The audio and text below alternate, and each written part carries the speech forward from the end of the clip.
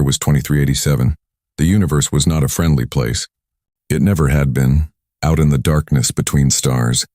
Among the cold and silence of space, only one rule existed.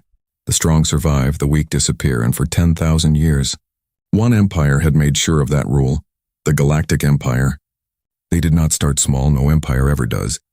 But the Galactic Empire grew faster than any civilization before them. In the beginning, they were just one species. The Vorkai, tall, gray-skinned, with 4 arms and black eyes that never seemed to blink. They came from a dying planet in the outer rim of the Milky Way. Their sun was fading. Their oceans were drying up.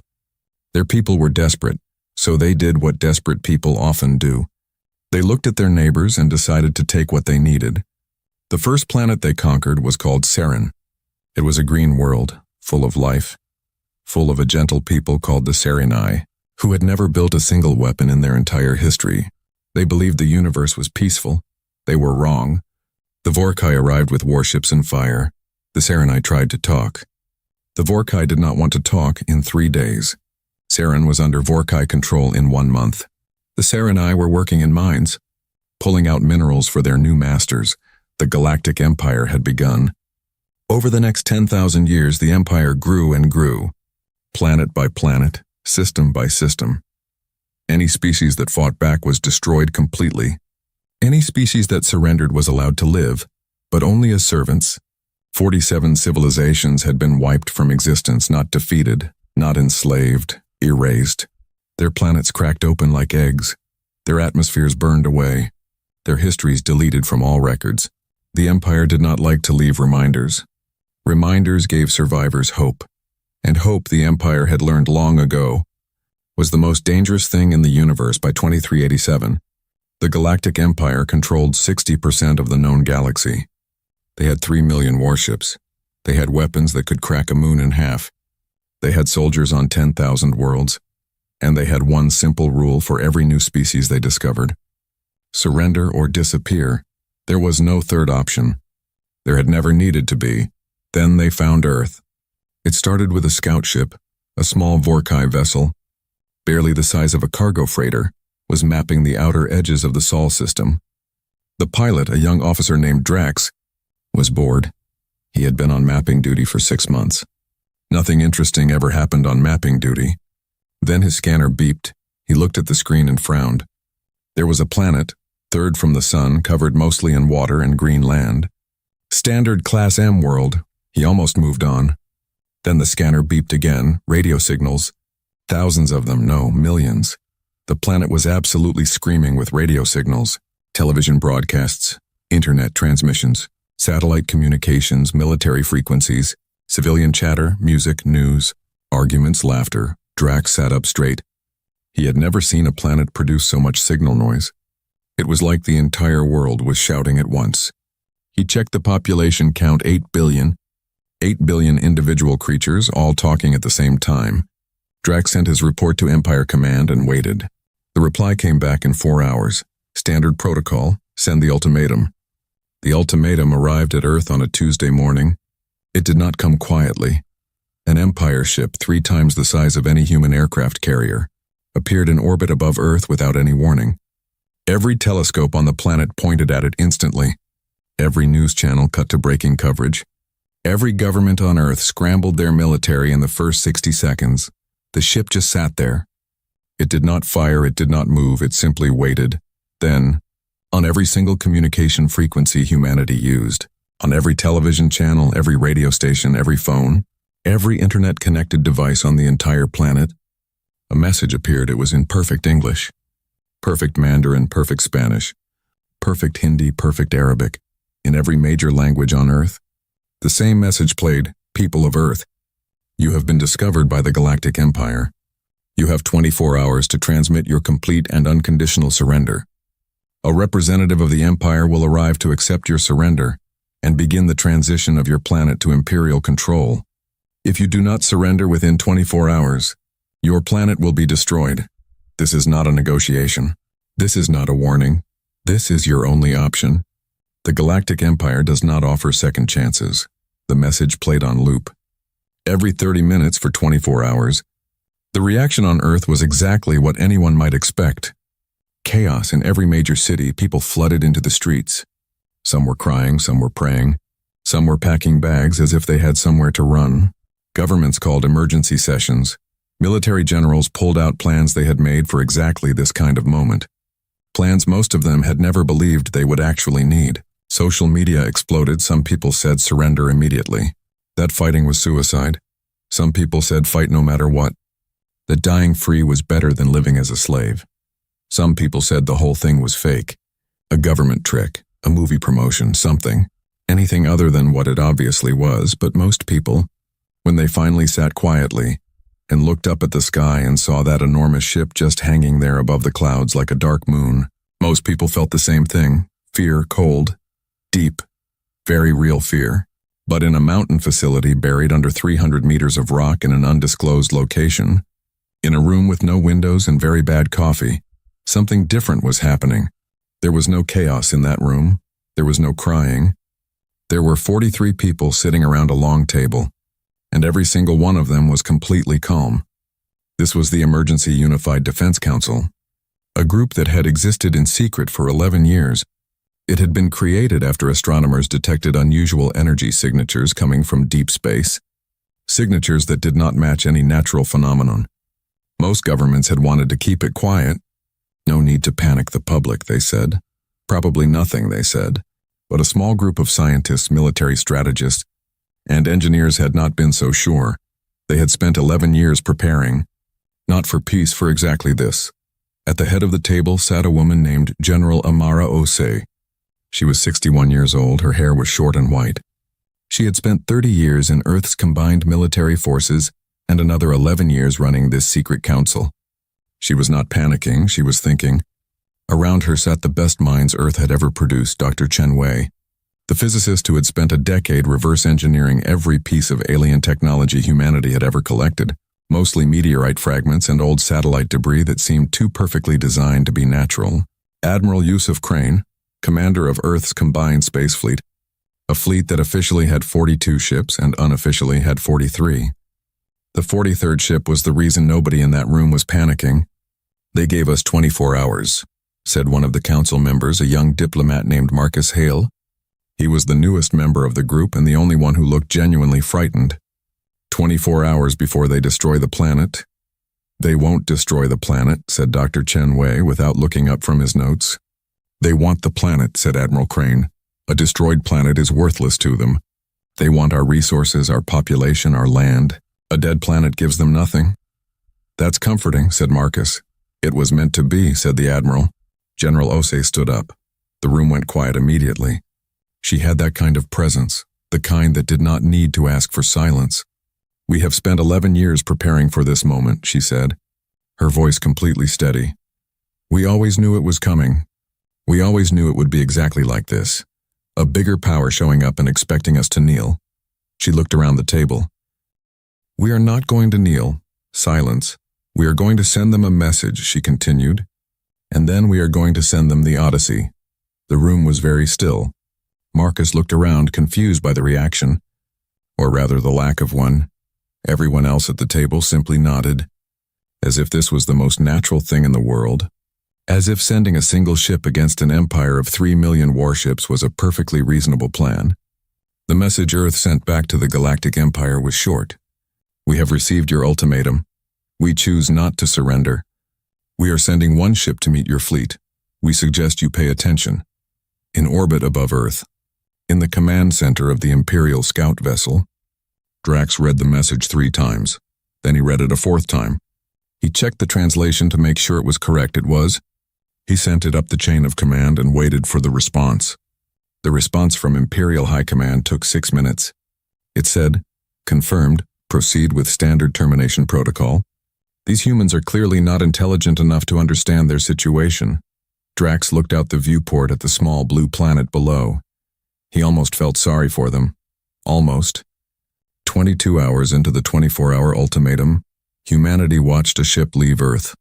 It launched from a facility in the middle of the Pacific Ocean, a platform so classified that most governments did not officially know it existed.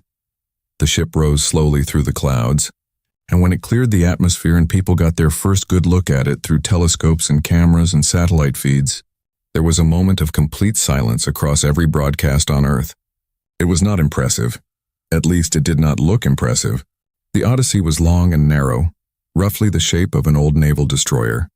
Gunmetal gray with no visible weapons, no visible engines, and several sections that appeared to have burn marks and impact damage from previous tests. It looked old, it looked used, it looked, honestly, a little broken. On social media, the comments were not kind. That's it? We're sending that against their fleet? Is this a joke? Someone please tell me this is not our only plan. High above Earth? Drax watched the Odyssey on his scanner and actually laughed. He opened a channel to Imperial Command. The humans have launched one vessel, he reported. It appears to be a short-range military ship, heavily damaged, no visible weapon systems. I am reading unusual energy signatures, but nothing significant. The reply from Command was immediate. Let it come. Record everything for the archives. This will be a useful example for other species that consider resistance. Drax nodded and settled back into his chair. He watched the Odyssey drift slowly toward the Empire's waiting fleet. 10,000 warships arranged in a formation that filled the scanner screen from edge to edge, and one small, gray, slightly battered-looking human ship moving calmly toward them. He shook his head. These humans, he thought, were either the bravest creatures in the galaxy, or the most foolish inside the Odyssey. It was quiet, not the nervous quiet of people who are afraid, the focused quiet of people who have prepared for something for a very long time and are finally ready to do it. Commander Yara Ose sat in the captain's chair. She was 34 years old and the daughter of General Amara Ose. She had dark eyes and a calm face and hands that had not shaken once since the ship launched. Around her, her crew of 61 moved through their stations with precise, practiced efficiency. They had run this scenario in simulation 4,000 times. 4,000. They knew every possible response the Empire might have. They had a counter for each one. Yara looked at the scanner screen. 10,000 ships. She counted them the same way she had counted them in every simulation. Then she did what she always did at this point in the simulation. She smiled. Helm, she said quietly. Yes, Commander, take us in. On the scanner, the Odyssey moved forward, straight toward the heart of the Empire fleet, not slowing down, not turning, not stopping. The alien ambassadors from a dozen subject species who were watching the feed from Imperial ships could not understand what they were seeing. One of them, a four-eyed creature from a planet called Veth, turned to his colleague and said something that translated roughly as, "Why are they not running?" His colleague had no answer, because there was no logical answer. No species ever, in 10,000 years of Imperial history, had ever looked at the full might of the Galactic Empire, and simply kept walking toward it. The Imperial Admiral in command of the fleet was a Vorkai named Scareth. He had conquered 11 planets personally. He had overseen the destruction of 3 civilizations. He was not a man who felt surprise easily, but as he watched this single, small, unremarkable human ship move steadily toward his fleet without slowing down, without attempting communication, without any apparent fear whatsoever, he felt something unfamiliar move through him. He pushed it aside. It was nothing. Prepare all weapons, he ordered. Target the human vessel. Awaiting your order to fire. Admiral? Scareth leaned forward in his command chair. He watched the Odyssey come closer. And closer. It did not stop. It did not turn. Admiral, said his weapons officer, the human ship has just activated something.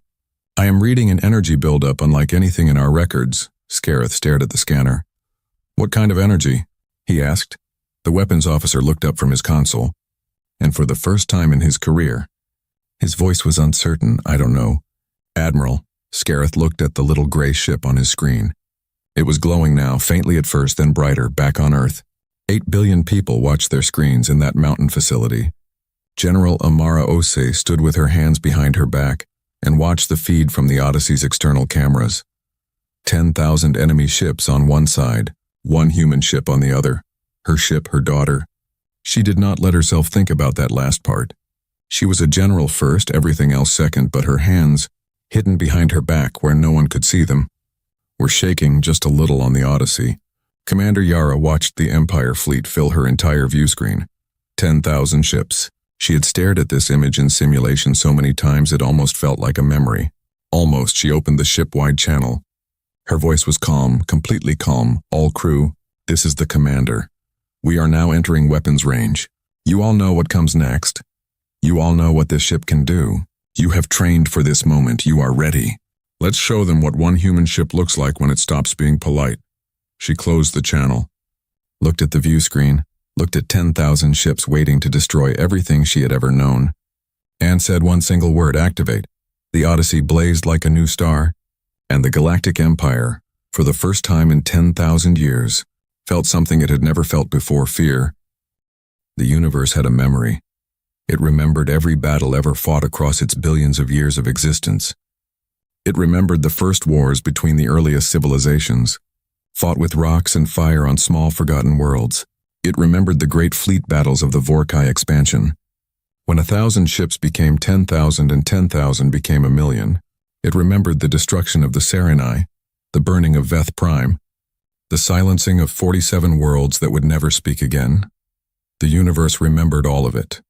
But it had never seen anything like what was about to happen in the Sol system on a Tuesday morning in the year 2387.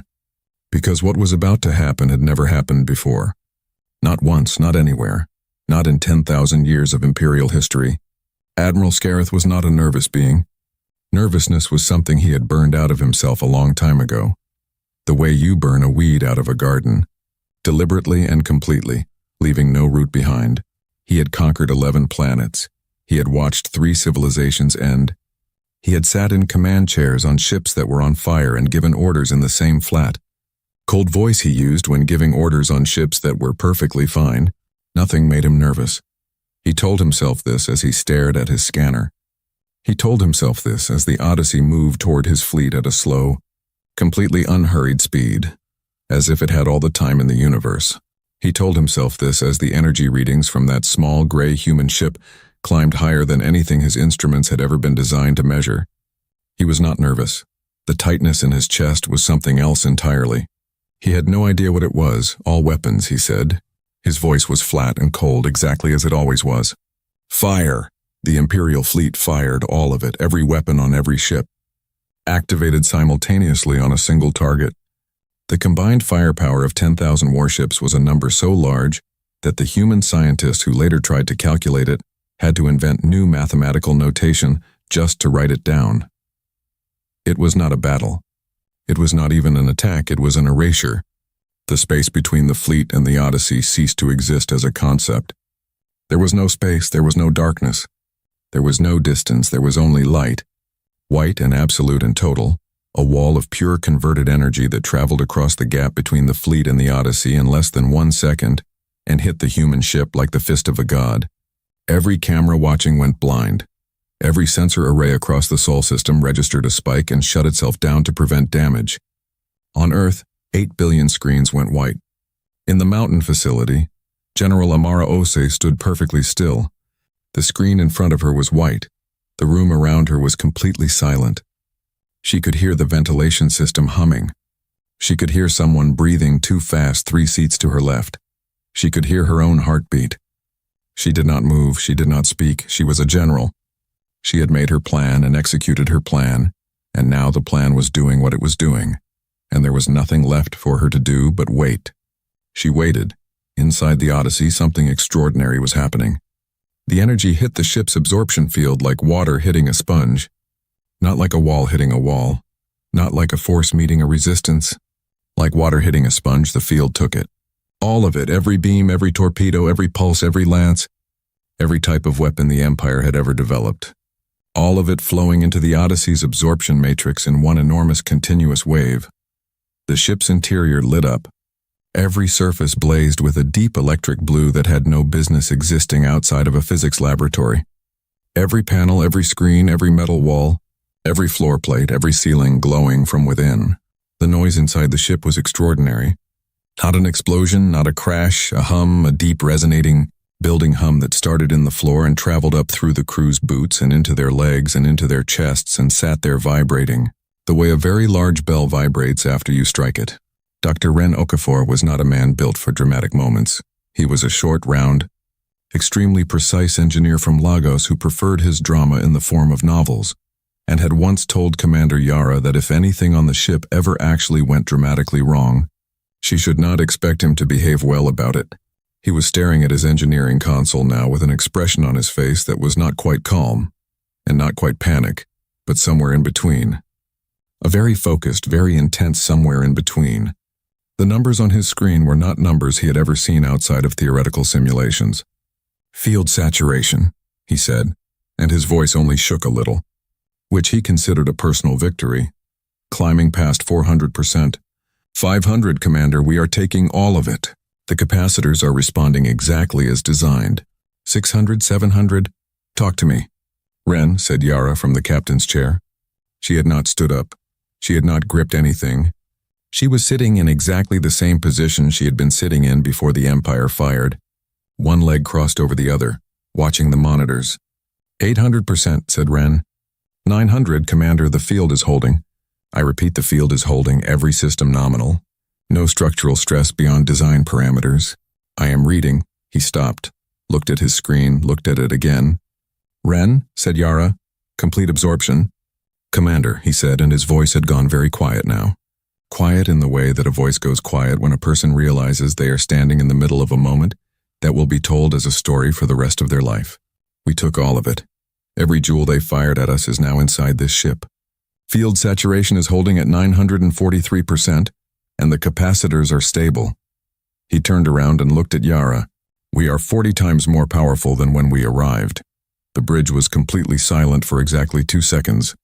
Then Lieutenant Priya Mok at the weapons console said very softly, "Oh, that's brilliant," and Dr. Ren Okafor laughed. A short, surprised, completely genuine laugh. The laugh of a man who has spent years building something and has just watched it work perfectly for the first time. Yes, he said, it really is. Yara stood up. She walked to the forward view screen and looked at the Imperial fleet. 10,000 ships still in formation, not moving. She could imagine what was happening over there right now. The confusion, the frantic checking and rechecking of sensor readings, the officers looking at each other across consoles, trying to find a reasonable explanation for what their instruments were telling them, the Admiral sitting very still trying to hold his face together. She had run this moment in simulation so many times, but the simulation had never quite captured what it actually felt like to stand here and look at them and know, really know that the math had worked, that the physics had worked, that 11 years of preparation had worked. She turned to Priya. "Do you have targets?" she asked. Priya's fingers were already moving. "I have been building the targeting solution for the last 40 seconds. Commander," she said without looking up, her eyes tracking across the display in front of her, with the particular focused stillness of someone who is completely in their element. "I have identified 312 priority targets in the Imperial formation. All communication and command relay vessels. Disabling them cuts Admiral Scareth's fleet off from direct contact with Imperial High Command. He will have to make all further decisions independently, without guidance, without support, and without the ability to call for reinforcements." She looked up. "It is a precise shot, Commander, very precise. I will need to calibrate the pulse spread to within a margin of half a degree to avoid hitting non-target vessels." "Can you do it?" asked Yara.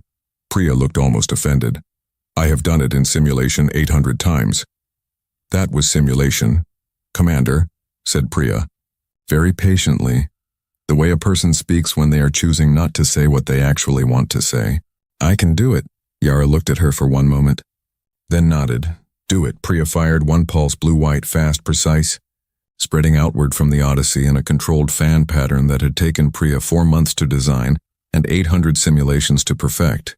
It lasted 1.7 seconds when it ended. 312 Imperial ships were dark, not destroyed, dark. Every system on those vessels, engines, weapons, communications, life support, backup, navigation, every single thing, overloaded in the same instant by a pulse calibrated to hit every system simultaneously at its precise resonant frequency. The crews were breathing, the ships were dead. The effect on the remaining Imperial fleet was not what Scareth would have called a military response. It was closer to what a biologist might call a freezing behavior. The moment the 312 vessels went dark, every other ship in the fleet stopped. Not on command, not because Scareth ordered it, because the crews stopped, because weapons officers and navigation officers and communications officers and captains and admirals across 10,000 ships looked at their scanners and saw what had happened. saw 300 ships disabled in under 2 seconds, saw the targeting precision involved, understood what that precision meant, and simply could not move for a moment, could not think, could not act, because understanding had arrived before procedure could. And what they understood was this: the human ship had not fired everything it had. It had fired a tiny fraction of what it had. It had chosen specific targets. It had hit only those targets. It had not touched a single other vessel, which meant the human ship was not fighting desperately. It was not throwing power in all directions and hoping. It was selecting, choosing, deciding what to hit and what to leave alone. And the question that settled over the entire Imperial fleet like a cold fog was simple and terrible. If it was choosing what to hit, then what else was it choosing not to hit? And why? Scareth understood it before any of his officers did. He understood it the same way he understood most things. Quickly and completely and without much comfort. He did the math in his head in about 4 seconds. The human ship had absorbed all of his fleet's combined firepower. It had used a tiny fraction of that energy to disable 300 vessels with surgical precision. The remaining energy in its field could, conservatively, destroy the remaining 97% of his fleet. It had chosen not to, which meant it was making a point. Not a military point, a statement: we can end you, we are deciding not to. Think about what that means. He opened his mouth to give the retreat order. His navigation officer spoke first. "Admiral," he said, very carefully, the kind of careful that a person uses when they are about to deliver information they do not fully believe themselves. "I am reading a gravity field extending from the human vessel." Scareth looked at him. "And?" "It is encompassing the entire fleet, Admiral." A pause. "All ships," said the navigation officer, "are locked in place. Helm is not responding. Engines are not responding. We cannot move." Scareth turned back to the view screen. The Odyssey was moving toward him. Slowly, steadily, unhurried, pulsing blue. There is a particular kind of silence that exists only in military command centers, when something happens that nobody in the room has any training for. It is different from the silence of a room where people are waiting. Different from the silence of a room where people are afraid. It is the silence of people who have spent their entire professional lives knowing what to do in any situation, who have drilled and studied and prepared for every eventuality they could imagine, and who have just encountered something that was not in any drill, was not in any study, was not in any imagination. That silence existed on the bridge of Scareth's command ship right now. And in that silence, the Odyssey kept coming. Commander Yara opened a communication channel. She did not use a coded Imperial frequency. She used an open broadcast, transmitted on every channel simultaneously, so that every ship in the fleet could hear, every observer vessel hiding at the edges of the system could hear, every species listening across the galaxy could hear. "Admiral Scareth," she said, and her voice was clear and unhurried and carried no anger in it at all, which was somehow more frightening than anger would have been. "My name is Commander Yara Osi. I am speaking to you openly and honestly. I have disabled your communication ships, so that this conversation is between your fleet and mine. Without Imperial High Command listening in and making decisions on your behalf." She paused for exactly 1 second. "I want you to understand your situation completely. This ship absorbed everything you fired at us, all of it. The energy you gave us has made us the most powerful vessel in this system by a very large margin. I could end this engagement in the next 3 minutes. Every ship in your fleet, disabled or destroyed. I want you to know that clearly. I am not exaggerating." Silence on the channel. Then carefully, Scareth's voice, "Then why haven't you?" It was, Yara thought, exactly the right question. The question of a mind that was working, that was still thinking even under pressure. She had expected him to bluster, to threaten, to demand. Instead, he had asked the real question immediately. She respected that. "Because that is not what we came here to do," she said. "We came here to demonstrate something. Not to destroy, not to conquer, to demonstrate. Your empire came to our planet expecting to find something easy. Something frightened, something that would either bow down or die quickly. You found something different. We want you to understand how different. We want you to go back to your emperor with a very clear report." "And what report is that?" said Scareth. Yara looked at the view screen. At the locked fleet. At 10,000 ships that could not move. At the most powerful military force in the known galaxy. Completely helpless, that humanity, she said. Spent 11 years preparing specifically for this moment. That we studied every weapon your empire has ever used.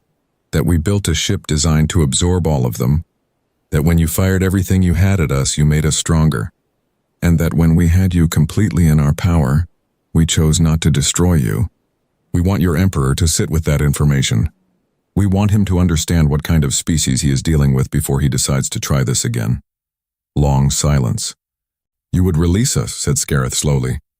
You have us completely, every ship locked, every weapon useless. And you would simply release us. Yes, in exchange for what? Nothing, said Yara. We release you, you go home. You tell your Emperor the truth about what happened here. That is all. The silence that followed was the longest silence of the entire engagement. 47 seconds, Yara counted them. She had nothing else to do. The Odyssey held its position, pulsing blue, waiting, on a small observation vessel parked at the very edge of the Sol system, far enough away that the Imperial fleet's automated sensors had not noticed it. A crew of 12 beings sat in total darkness watching the broadcast. They were Serenai, the gentle species from the first planet the Empire had ever conquered. They had been slaves for 10,000 years. For 10,000 years they had done what the Empire told them to do, gone where the Empire told them to go, built what the Empire told them to build. They had learned not to hope. Hope was too expensive. Hope cost too much when it failed, but they had a habit, many of them, of listening to radio frequencies the Empire did not know they monitored. And tonight they had heard something they did not know how to process. One of them, an old female named Sail, who had been listening to forbidden frequencies for 40 years and had never heard anything worth the risk until tonight, reached out in the darkness and took the hand of the younger Serenai sitting next to her. She did not say anything. There were no words for what she was feeling. The younger Serenai looked at her and saw that she was crying. He had never seen her cry in all his years of knowing her. Through all the things the Empire had done, all the losses, all the silences, all the long dark years, he had never seen her cry. What is it? He whispered. Sail pointed at the screen, at the small blue glowing ship, at the locked Imperial fleet, at the words still playing on the open channel. She could not explain it. She just pointed. Scareth gave the order. Not the retreat order. Not yet. First, he gave the fleet stand-down order.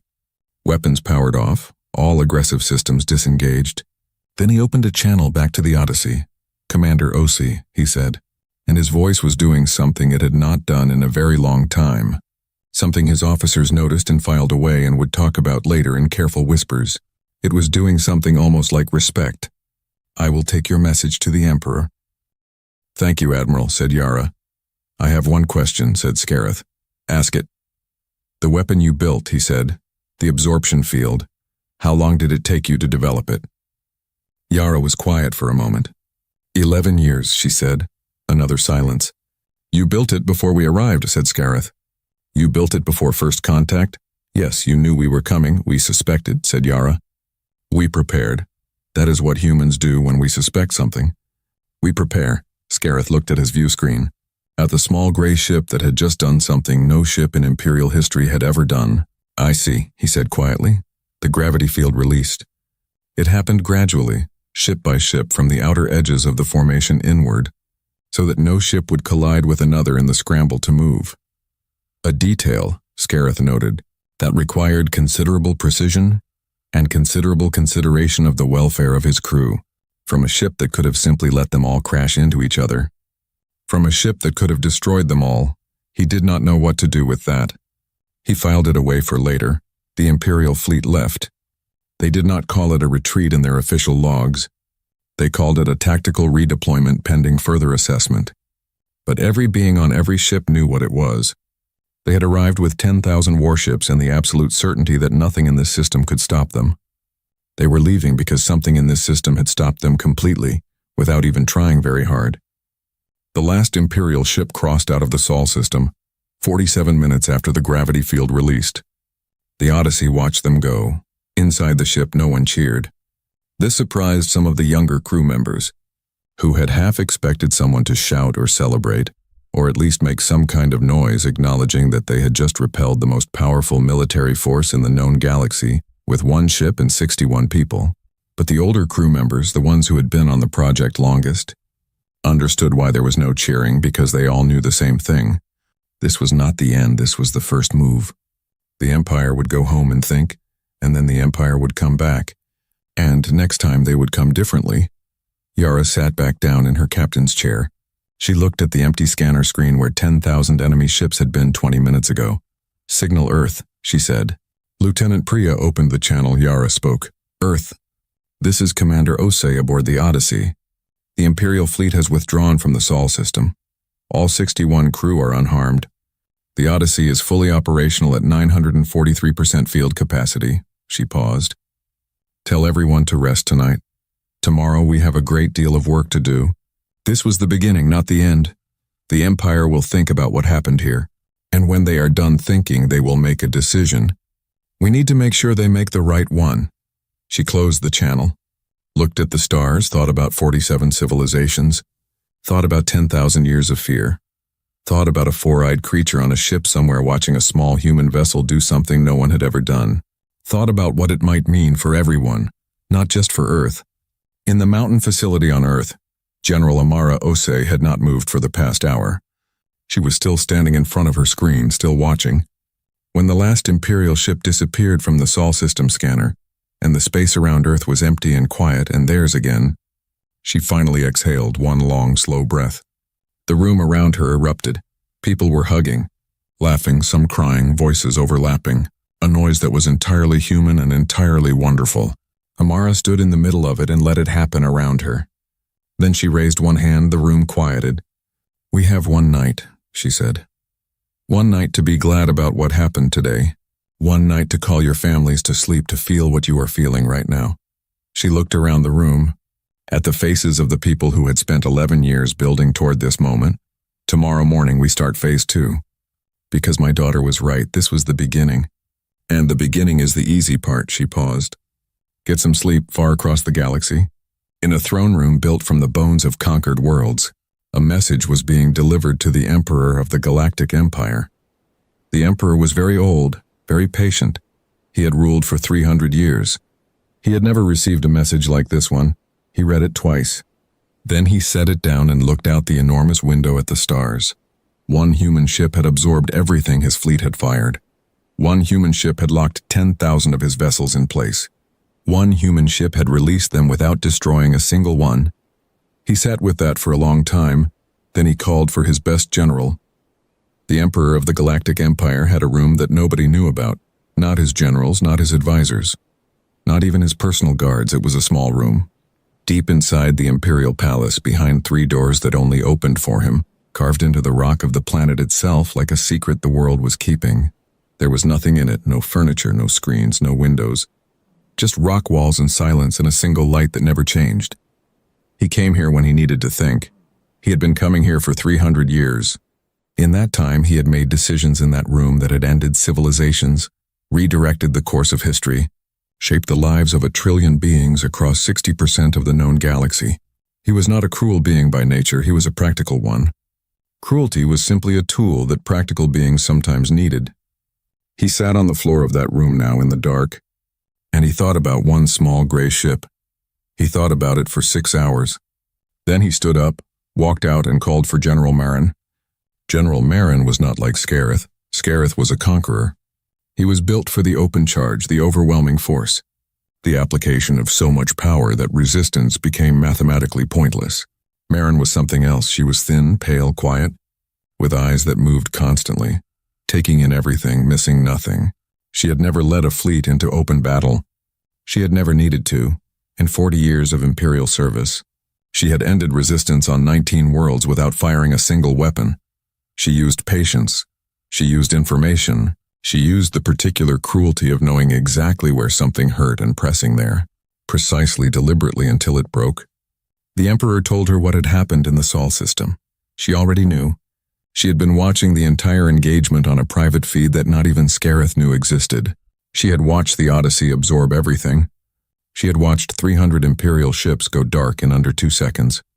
She had watched the gravity field lock the fleet in place. She had watched Scareth have a conversation with a human commander and come away from it sounding, of all things, thoughtful. She had watched all of it, and she had been thinking ever since. "The ship is not the problem," she said, before the Emperor had finished speaking. He stopped, looked at her. "Explain," he said. "The ship is extraordinary," said Marin. The technology is extraordinary, but technology can be countered, technology can be overcome. Technology is not the problem, she paused. The commander is the problem. The Emperor waited. Commander Yara Ose built that engagement around a single insight, said Marin. She understood that our fleet would fire everything at once. She prepared for it. She turned our greatest strength into her greatest advantage. That kind of thinking cannot be answered with more ships or bigger weapons. You cannot outweapon a mind that turns weapons against you. Then how do you answer it? Said the Emperor. Marin was quiet for a moment. You do not fight the ship, she said. You fight the commander. Every mind has a weakness. Every person has something they cannot be rational about. Something that reaches past the thinking and touches something older and deeper. She looked at the Emperor. You find what Commander Ose cannot think clearly about, and you use it. The information came back in 72 hours. Marin had networks on every world the Empire controlled. She had agents in places nobody thought to look. She also had something very useful that most Imperial generals did not have. She had patience. She found what she was looking for in a file that had been compiled over 11 years of monitoring Earth's communications. The file was enormous. 8 billion people generated a lot of information. But Marin knew what she was looking for, and she found it. Commander Yara Ose, age 34, daughter of General Amara Ose, no siblings, father deceased, killed in a training accident when Yara was 9 years old, extended family, 1 aunt, 2 cousins, 3 people who appeared consistently in personal communications over the last decade, 3 people whose names appeared more than any others, 3 people that Commander Yara Ose, by every measure of human behavior that Marin's analyst could find, loved more than anything. Marin brought her plan to the Emperor. He listened. He was quiet for a long time after she finished. It is not a military solution, he said. No, said Marin. It is a better one. The galaxy is watching, said the Emperor. After what happened in the Sol system, every species we control is watching very carefully. If we use a hostage, if it works, said Marin, it will not matter what they think, because they will see that even the humans, even the species that defeated 10,000 ships with one, even they break when you find the right pressure point. And if every watching civilization sees that, they will understand that resistance is not just dangerous, it is pointless because the Empire always finds the weakness. The Empire always wins. The Emperor looked at her, and if it does not work? Marin did not answer immediately. It will work, she said. The Odyssey had been back on Earth for 6 days when the second message arrived. It was not like the first message. The first message had come from an Imperial ship in orbit, broadcast across every frequency, in every language, impossible to miss. This message came quietly on a single encrypted frequency, addressed specifically to Commander Yara Ose, no one else. Yara was in a debrief session when her personal communicator vibrated. She looked at the screen. The message was 4 words long, 4 words and a video file attached. The 4 words were, watch this, then decide. She watched it alone. In a small room off the debrief hall, door closed, screen tilted away from the window. The video was 40 seconds long. In those 40 seconds, she saw her aunt, Dr. Keiko Ose, sitting in a chair in a room she did not recognize. She saw her 2 cousins, Marcus and Sina, standing behind their mother. They were not visibly hurt. They were not in chains. They were simply sitting and standing in an unfamiliar room, and the expressions on their faces were the expressions of people who are frightened, but trying not to show it. A voice spoke over the video. The voice was calm and precise and completely without emotion. These 3 individuals are currently guests of the Galactic Empire. They are comfortable, they are unharmed. They will remain that way. The Empire makes one request. Commander Yara Ose will transmit her complete surrender and stand down all Earth defense systems within 12 hours. If she does so, her family will be returned without harm. If she does not, they will be executed publicly, broadcast on every frequency, so that every species in the galaxy understands what happens to the families of those who resist the Empire. The video ended. Yara sat in the dark room for a very long time. She did not move. She did not make a sound.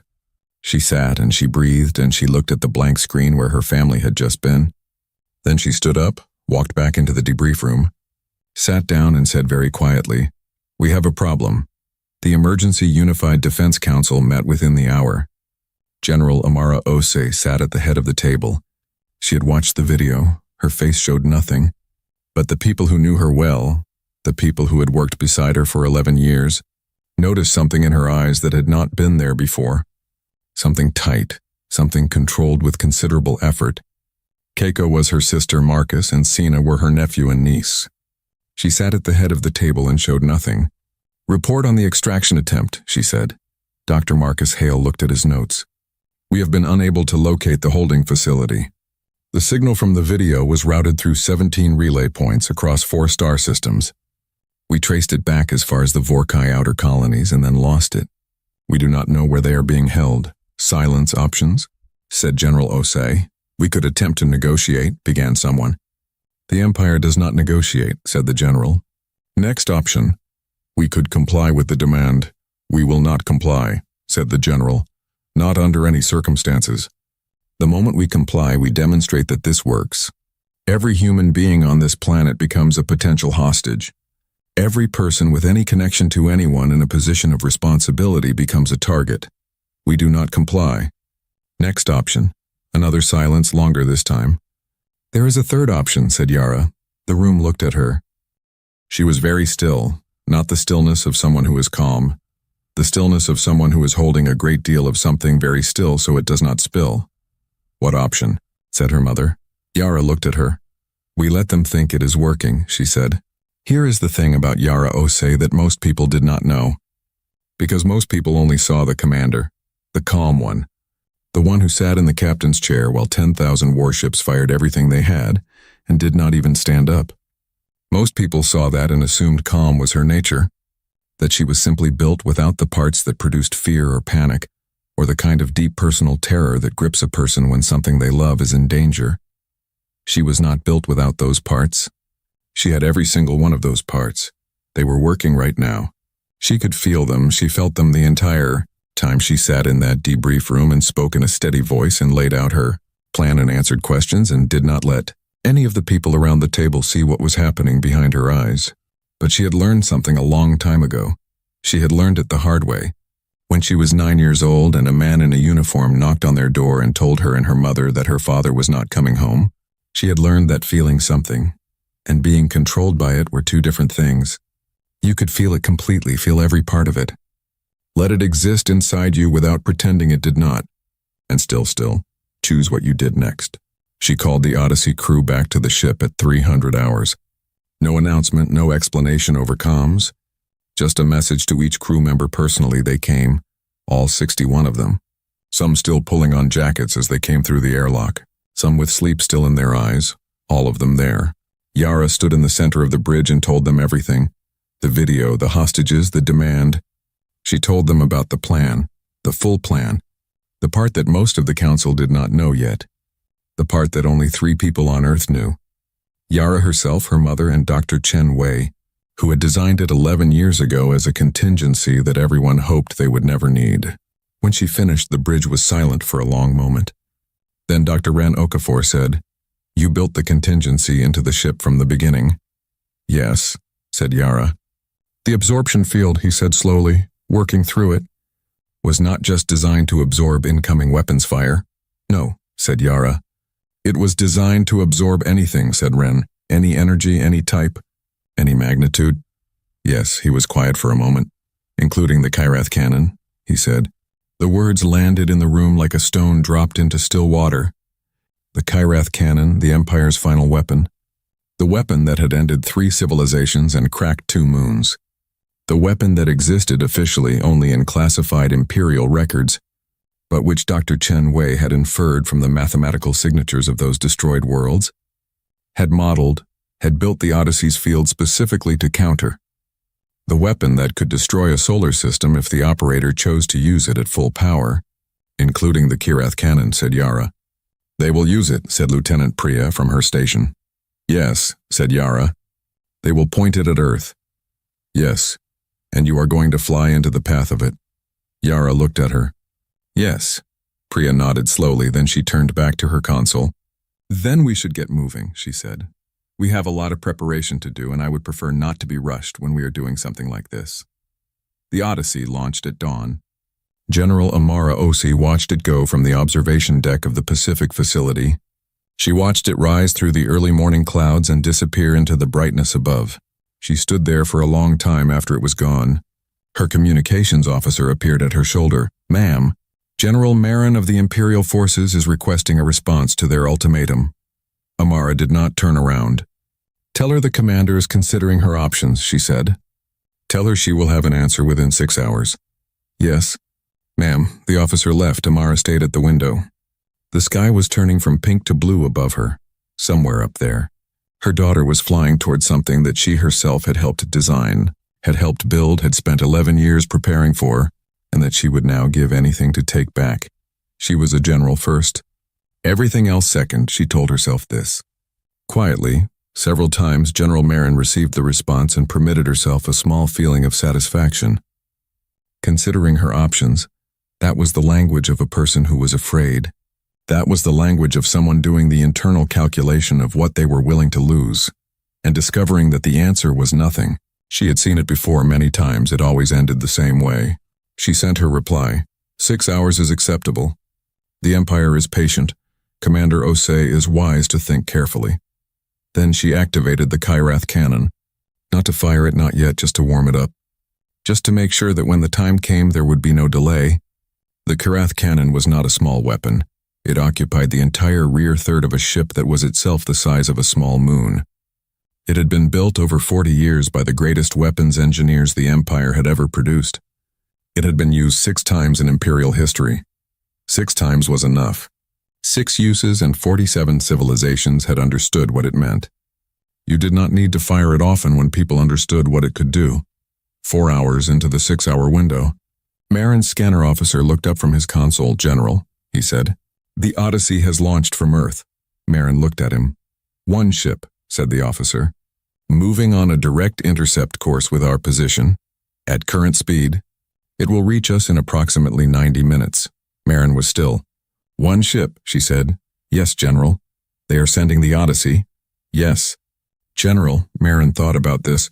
It did not fit the pattern she had expected. She had expected compliance, or she had expected negotiation. She had not expected this. She had not expected them to send the ship back out. She looked at her scanner. The Odyssey, small and gray and steady, moving directly toward her position at a calm, unhurried speed. She felt something move through her. Something she had not felt in 40 years of service. Uncertainty. She opened a channel to the Odyssey. "Commander Osei," she said, "you have 4 family members whose safety depends on your next decision. I strongly advise you to reconsider whatever you are currently doing." Yara's voice came back immediately. "General Marin," she said, and her voice was the same voice it had been in the Sol system. The same voice that had spoken to Scarith with 10,000 ships in front of it. Steady and unhurried and carrying no anger. Just clarity. "I know who you are. I have read your record. 19 worlds without a single weapon fired. You are very good at what you do." A pause. "But you made a mistake." Marin's eyes narrowed. "Did I?" "You took my family," said Yara. "You assumed that would make me afraid to act. You were right, I am afraid. I want you to know that clearly. I am genuinely afraid for them." Another pause. "But you do not understand something about humans, General. Something important. Fear does not stop us from acting. It never has. If anything, it does the opposite. On Earth." The 6-hour window expired. Marin received no surrender. She activated the next phase. Her communications officer broadcast on every open channel. "Every frequency, everything, people of Earth. Your commander has chosen not to comply with Imperial terms. You are now witnessing the consequences of that choice." The camera feed went live. Yara's aunt and cousins sitting in that unfamiliar room. Broadcast on every frequency, to every watching civilization. "Commander Osei has 90 minutes to stand down," said Marin's voice over the feed. "If she does not, this broadcast ends, and so do they. On 100 worlds. On hidden screens and secret frequencies in small dark rooms where enslaved species had been watching since the Sol system engagement. Beings who had not dared to hope in a very long time watched the feed with their hearts in their mouths, because they had seen what the Odyssey had done, and then they had seen the Empire's answer, and they understood what this moment meant. If the humans broke now, if Commander Osei looked at her family on that screen and the fear finally won, finally reached past the thinking and the training and the careful preparation, If she did what every instinct and every living creature screamed at her to do, then hope would end. Again. The way it always ended inside the Odyssey. Yara watched the broadcast, her family on screen, her aunt's face, trying to be calm, her cousin standing very still. She watched it for exactly 10 seconds. Then she turned to Ren. "How are the capacitors?" She said Ren did not look up from his console. "Fully charged from the Sol system engagement, Commander. We have been maintaining field integrity since launch. Ready on your order. And the contingency system?" Ren was quiet for one moment. "Active," he said. "Tested and active," Yara nodded. She looked at the Kyrath cannon ship on her scanner, the size of a small moon. She looked at her family on the broadcast screen. She looked at her crew. 61 people who had come back to this ship at 300 hours, and not one of them had said no. Not one. She opened the ship-wide channel. "All crew," she said. "The Empire's weapon is going to fire in approximately 60 minutes. It will fire at Earth. We are going to intercept it. Our field will absorb the impact. Dr. Chenwei designed the system specifically for this weapon. The physics works, the math works, we have tested every component." She paused. "I will not pretend this is not frightening. It is. It is the most frightening thing any of us will ever do. But I want you to remember something. The Empire chose this moment because they believe fear will win. They have won that way for 10,000 years. They have used the people we love against us because they believe love is a weakness." Her voice was very steady. "Today we show them that love is not a weakness. Today we show them it is exactly the opposite." The Kyrath cannon fired 43 minutes later. Not at its full power. Marin was precise in all things. She did not want to destroy the solar system.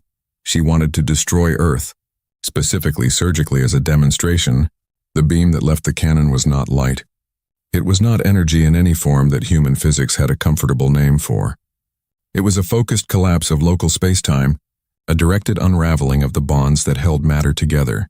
A beam of pure ending pointed at one blue-green planet. It traveled toward Earth at a speed that made light seem slow. The Odyssey moved into its path. What happened in the next 4 seconds was recorded by every sensor in the Sol system, by every observation platform, by every hidden vessel watching at the system's edge. It was studied for 300 years afterward. The beam hit the Odyssey's absorption field. The field held. For 2 full seconds, the beam poured into the Odyssey's system. More energy than the ship had been designed to hold. More than the Sol system engagement. More than all the weapons tests combined. More than the math said was survivable. The math had been wrong. Not wrong in the dangerous direction. Wrong in the other direction, because Dr. Chenwei, working alone in his laboratory at 3 a.m. 7 years ago, had made a calculation error that he had never caught. And the error had made his safety margins not smaller than reality but larger. The system could hold more than he had thought. Considerably more. The Odyssey did not break. It blazed brighter than the sun for 2 seconds. The Odyssey was the brightest object in the solar system. Then the beam ended, because the Kyrath cannon had fired everything it had, and the Odyssey had taken all of it. The silence that followed lasted exactly 4 seconds. Then Yara's voice came over every channel. "Calm, steady, not even breathing hard. Earth, this is Commander Osi. We are intact. All systems operational, field saturation at an interesting number which Dr. Okafor will explain later. No casualties, the beam has been absorbed." She paused. Then added, "General Marin, I believe you are now out of weapons. On 100 worlds, in 100 dark rooms, beings who had not let themselves hope in a very long time, did something they had forgotten how to do. They hoped in deep in the Imperial Palace, in a small dark room that no one else knew about. The Emperor sat alone and looked at the feed from the Sol system, at the Odyssey blazing in the dark. Still there, still whole, he sat for a long time. Then he picked up his communicator and called General Marin, and told her to release the hostages. The Emperor of the Galactic Empire was 340 years old. In 340 years, he had seen many things. He had seen species beg. He had seen species fight. He had seen species burn.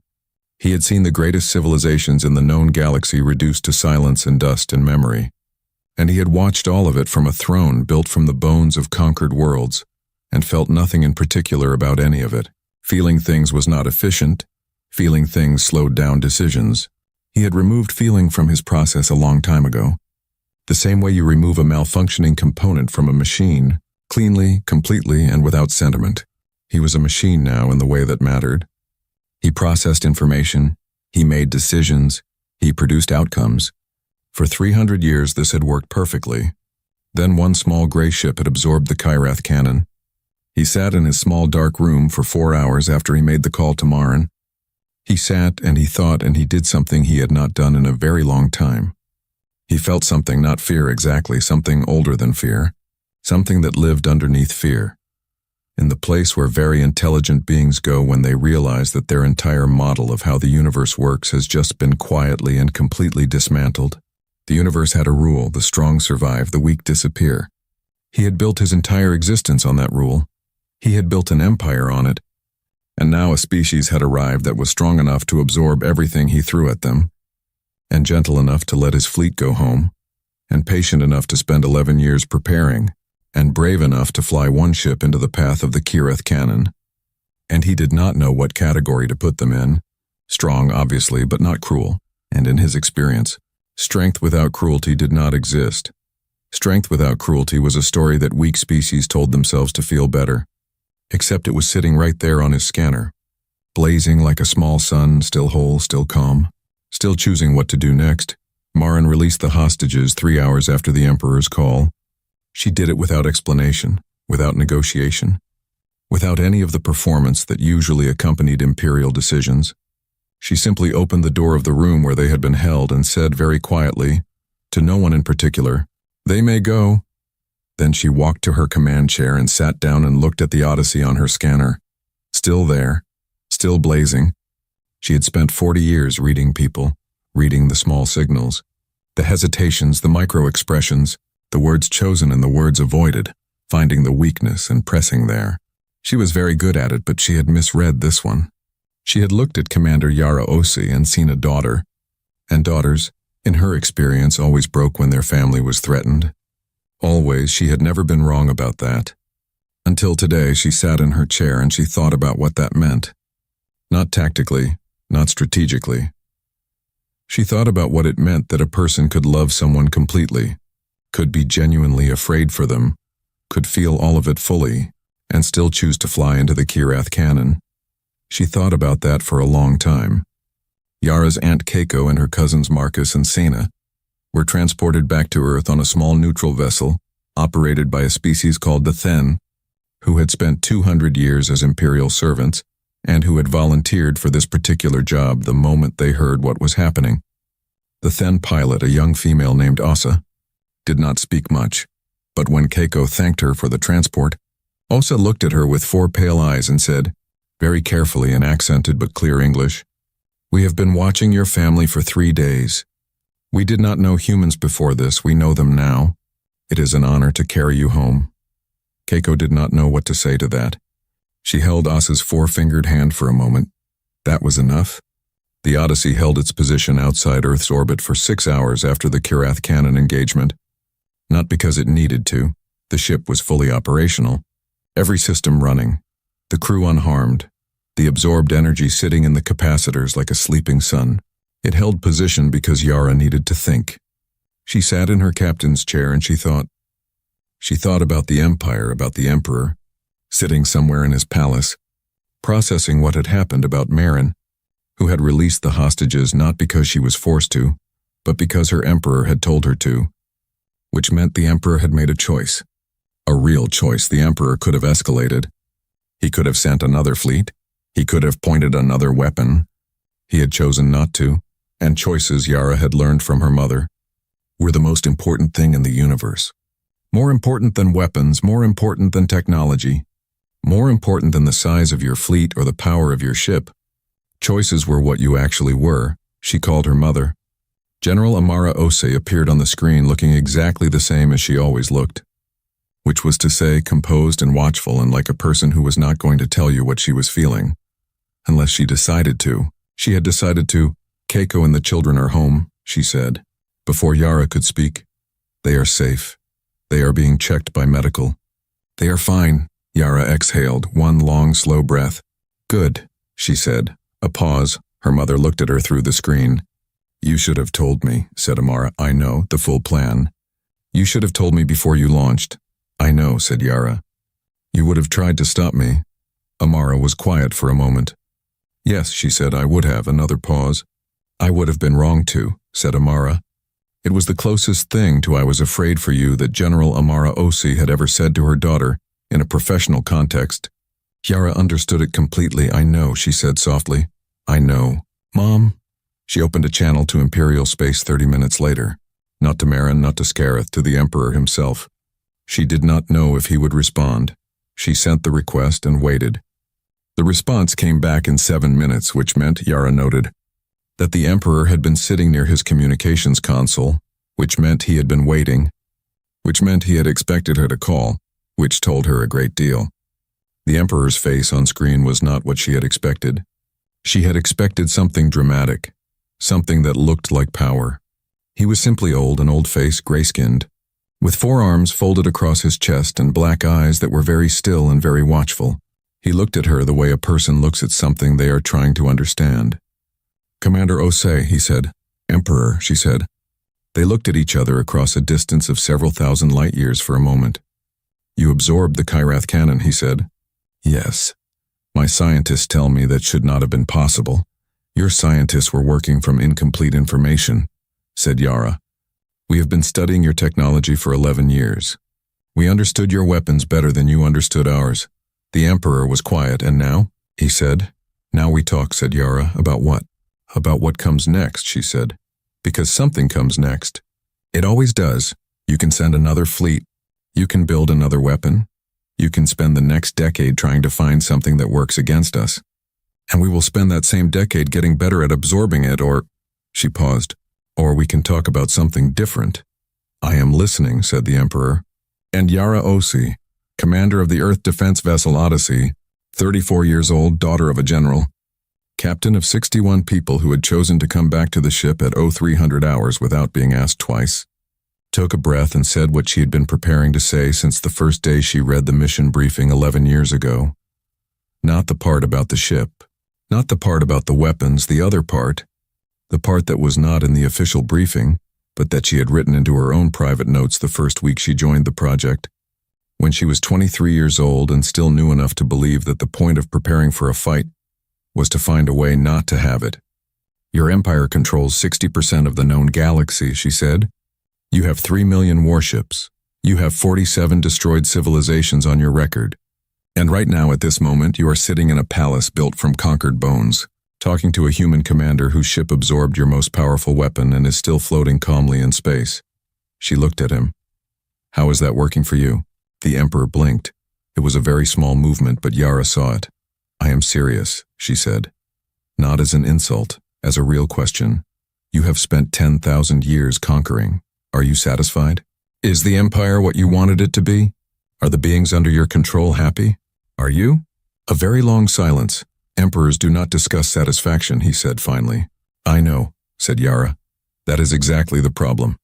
Here is what most people watching that conversation did not know. Because most people were watching on the various feeds and relay stations across the galaxy, watching two figures on a screen, a young human commander and a 300-year-old emperor, and they were watching for the things they expected to see. A demand, a threat, a negotiation, a surrender. What most of them did not know was that this conversation had been planned, not by Yara alone, not even by Yara and her mother.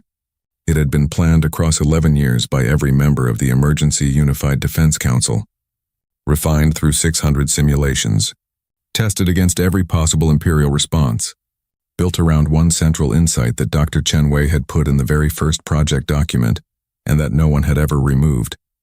The insight was this: you cannot defeat an empire with a better weapon, because empires always build bigger weapons.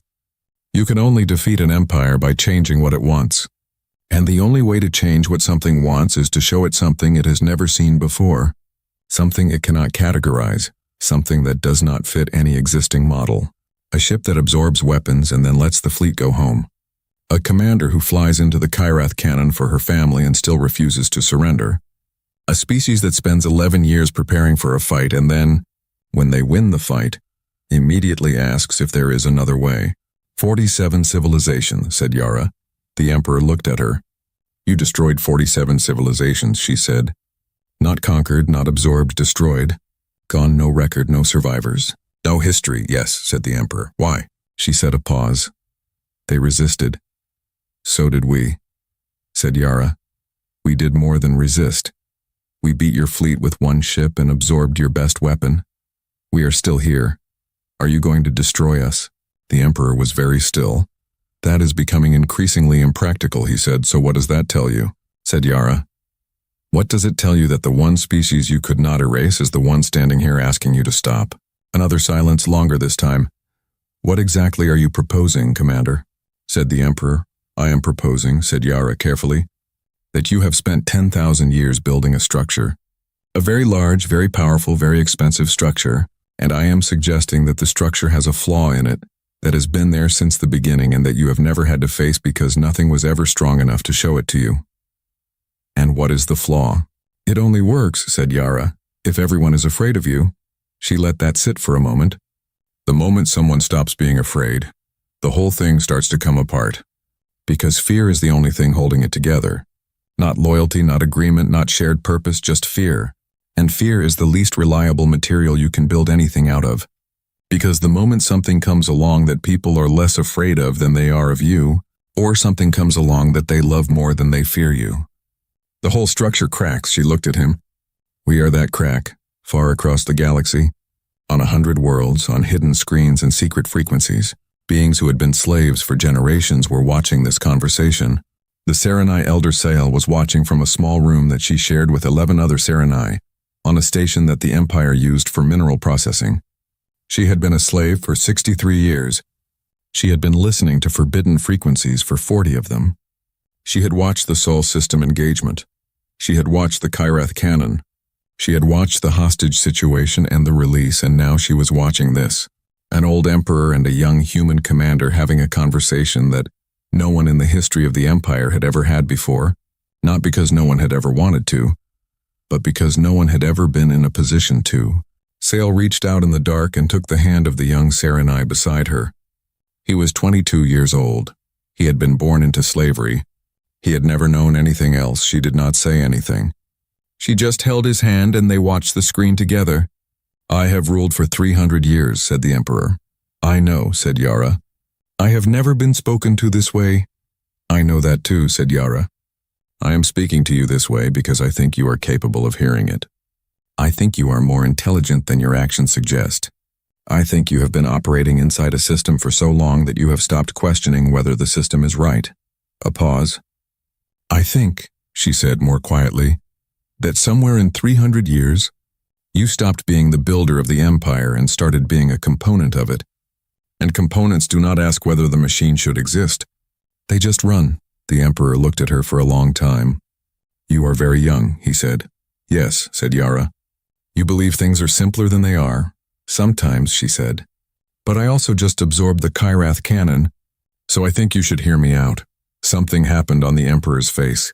It was very small, almost invisible, but it was there. It might have been in a 300-year-old face that had forgotten how to show such things. Something like a smile. The conversation lasted 4 hours. The full contents were never released publicly. What was released 3 days later, in a joint statement broadcast on every frequency across the known galaxy, was a document, not a treaty, not a surrender, not a declaration of war or peace or anything that fit neatly into any existing category. It was called, in the official translation, the Osei Accord, named not by humans. Named by the Emperor himself, it had 7 points. The first point was that the Galactic Empire would immediately suspend all active conquest operations. The second was that all enslaved species would be given autonomous governance within a period of 10 years, with imperial support for the transition. The third was that the 47 destroyed civilizations would be officially acknowledged in imperial record, their names restored, their histories reconstructed from whatever fragments remained. The fourth was the formation of a galactic council, with seats for every species in imperial space, including humanity. The fifth was a mutual defense agreement, under which the Odyssey's technology would be shared with all council members, so that no species would ever again be destroyed simply because they could not defend themselves. The sixth was a commitment to 100 years of no new conquest, after which the council would review. The seventh point was 3 words, 3 words that Yara had insisted on. 3 words that the Emperor had considered for 6 hours before agreeing. The 7th point said, "We are enough." It was directed at no one in particular. It was a statement that no empire needed to be larger than it was, that no civilization needed to consume others to survive, that the universe was large enough for everyone. The reaction across the galaxy was not immediate. Things that big rarely produce immediate reactions. They produce silence first. The kind of silence that happens when something so large and so unexpected occurs that the mind needs time to understand what it is experiencing. On 100 worlds in 100 dark rooms, beings who had been slaves sat in that silence, then slowly, one by one, and then in groups, and then all at once. They began to make noise, not speeches, not declarations, just noise. The noise of people who have been very quiet for a very long time and have just been given permission to be loud. On the mineral processing station, Sale heard the Accord broadcast all 7 points. She listened to all of them without moving. The young Serenai beside her was crying, not quietly. He had never learned to cry quietly because he had never before had anything to cry about that felt like this. Sale did not cry, she was thinking. She was thinking about the first planet the Empire had conquered. 10,000 years ago, her planet. She was thinking about the green world it had been, the oceans and the soft people who had never built a weapon, and the Vorkai ships arriving and the fires. She was thinking about 10,000 years of silence. 10,000 years of small rooms and forbidden frequencies and hoping for something that never came. And now this, a young human commander and an old emperor and 7 points and 3 words. We are enough. She sat very still for a long time. Then she stood up. She was not a young being. Her bones ached and her eyes were not what they had been. But she stood up straight in the small dark room. And she looked at the young Serenai who was crying and she said, "We have work to do." Yara returned to Earth 2 days after the Accord was signed. The Odyssey came down through the clouds the same way it had gone up, slowly, without ceremony. A gray ship with burn marks and a few new scorch patterns from the Kyrath cannon engagement. It did not look like a ship that had just changed the galaxy. It looked like it always had. Slightly used, slightly worn. Exactly itself. There was no parade. Yara had specifically asked for no parade. There was a small gathering at the Pacific facility, the council members and the engineering teams and the people who had spent 11 years building toward this. General Amara Osei was standing at the edge of the landing platform when the Odyssey's ramp came down. She was not in uniform. She was just standing there in a gray jacket with her hands at her sides, not behind her back, just at her sides. And when Yara walked down the ramp, she walked toward her daughter, and she put her arms around her and held on. She did not say anything for a long time. When she did speak, her voice was very quiet, the voice she used when she was not being a general. "Your father would have been so proud of you," she said. Yara closed her eyes. "I know," she said. They stood there for a moment, on a platform above the Pacific, the ocean bright below them, the sky enormous above. Then Amara pulled back, straightened her jacket, became the general again. "The Galactic Council meets in 6 weeks," she said. "We need representation. We need a position on the transition timeline for the Serenai. We need to decide who is going to help reconstruct the histories of the 47. "Mom," said Yara. "Yes?" "Can we have 1 hour?" said Yara. "Just 1 hour before we start the next thing?" Amara looked at her. Then she looked at the ocean. Then she looked back at her daughter. At this person she had raised and trained and sent into the Kyrath cannon's path and who had come back and changed everything and was now asking for 1 hour. 1 hour, said Amara. They sat on the edge of the platform and looked at the ocean and did not talk about anything important for 60 minutes. They talked about small things, the weather, whether the facility canteen had gotten better coffee since Yara had been away, a memory Amara had of Yara's father, something funny he had said once on a Tuesday morning that neither of them could fully remember, but both of them could still hear. Small things. The kind of small things that are not small at all, the kind that hold everything together. 61 minutes after they sat down, Amara stood up. "The Galactic Council," she said. Yara stood. "The Galactic Council," she agreed. They walked back toward the facility together. 3 weeks later, The first official Serenai communication arrived at Earth.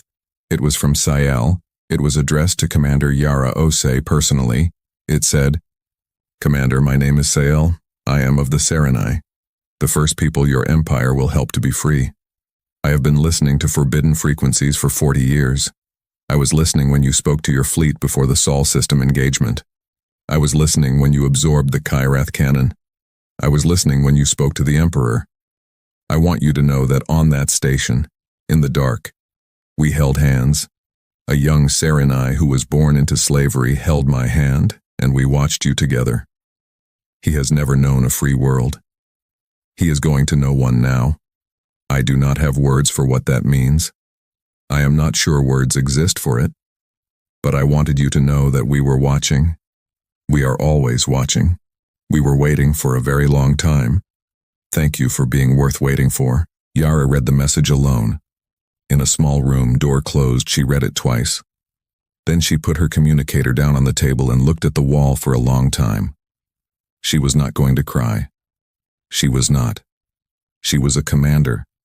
She was absolutely not going to cry. She cried anyway, not for long, just for a moment. The kind of crying that is not sadness, that has no good name in any language. That happens when something so large and so real and so completely human lands in the chest and the body does not know what else to do with it. Then she wiped her eyes, picked up her communicator, and wrote back, "Ciel, my name is Yara. We were not brave because we were not afraid. We were brave because we were afraid and we did it anyway. I think that is what bravery is. I think that is what all of this is. I am glad you are watching. Tell the young Serenai his world is coming. It will take time. It will take a great deal of work from a great many people, but it is coming. We are going to build something better, all of us, together. Watch this space." Far across the galaxy, in the quiet of the mineral processing station, a message arrived on a forbidden frequency. Ciel read it. Then she found the young Serenai, the one who had been born into slavery, the one who had never known a free world. She showed him the message. He read it slowly, in the way of someone who has taught themselves to read on stolen time and treats words carefully because of it. When he finished, he looked up. "Watch this space," he said. "Yes," said Ciel. He looked at the screen, at the stars beyond the station window, at the enormous galaxy out there, 60% of which was beginning, slowly, painfully, genuinely, to change. "Okay," he said quietly. He was 22 years old. He had been born into slavery. He had never known a free world. He was going to. The Galactic Empire sent its strongest fleet. Humanity sent one ship. The fleet came to end a world. The ship came to begin one. And in the long memory of the universe, which remembered every battle ever fought across billions of years of darkness, this was the one it would tell forever. Not because of the weapons, not because of the technology, not because of the absorption field or the Kyrath cannon or the gravity lock or any of the extraordinary things that Small Gray Ship had done, but because of what happened after, because of a young commander who flew into the end of everything and came out the other side and immediately asked, "Now what can we build?" Because of an old emperor who had spent 300 years as a component of a machine and chose at the end to be something more. Because of a Serenai elder on a mineral processing station holding the hand of a boy who was going to know a free world. Because of 61 people who came back to a ship at 0300 hours without being asked twice. Because the universe had a memory. And this was worth remembering. And